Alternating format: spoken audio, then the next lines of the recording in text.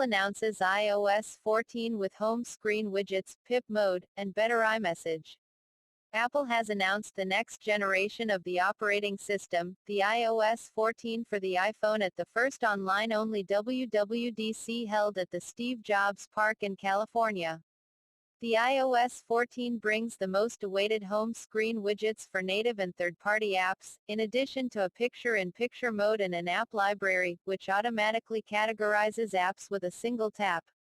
Apple's lovingly popular voice assistant Siri is getting compact, much like what Google did to the Google Assistant on Android 11. The major change that is coming to iOS with the new update is the ability to create widgets of the apps, powered by artificial intelligence. With automatic stacking, the widgets can even be set to change according to different times of the day. The widgets will be resizable, as well, and Apple says they can be put anywhere on the home screen using what is being called the widget gallery. The widgets can be dragged anywhere on the screen and the other apps will make space for the widget to fit in.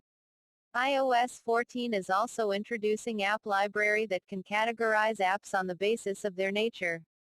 For example, WhatsApp, Facebook Messenger, and other chat apps will be categorized in a single folder. Now, this folder can be chosen to show on the home screen and even be hidden by going into the settings. Next up is the iOS 14's new ability to play videos in the picture-in-picture mode. Available on Android for a long time, the PIP mode on the iOS 14 will allow the advanced functionalities of YouTube Premium and Netflix to work seamlessly on iOS. The PIP mode will also work for Apple's own video player. Apple is also making significant changes to Siri, which will now be smaller in size and take only a little space on the screen. It will now show results in a notification format for things such as weather, reminders, and timer. The interface will be more like what Android 11 has done to the Google Assistant. The way how Siri opens apps and pages will also change. Another major change is coming to the iMessage.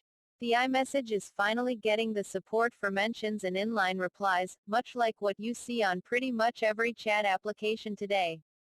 So, you can now reply to a particular person in a group and have your own private chat within it. The mentions will help you address your message to someone. The iMessage is also getting pinned conversations, so when someone's chat is pinned, their thumbnail will hover on the top of the screen, much like the stories on Instagram. Even after so many years, Apple Maps is not where Google Maps is, but the company is bullish.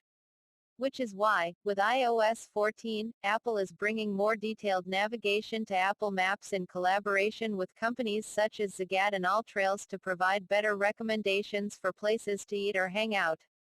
Apple Maps now shows options for cycling, along with options such as the elevation of the road ahead, bike paths, stairs, and roads. Cycling functionalities will be available in select locations, not including India for now.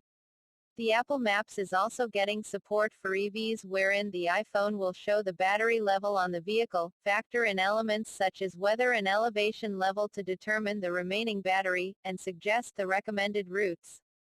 The facility is launching with BMW and Ford EVs, but there is no concrete timeline to it.